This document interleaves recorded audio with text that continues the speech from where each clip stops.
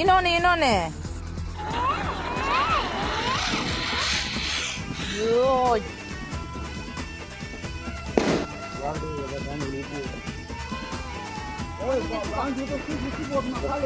விஷால் இங்க பாரு, பக்கத்துல நில்றா நீ பக்கத்துல நில்றா.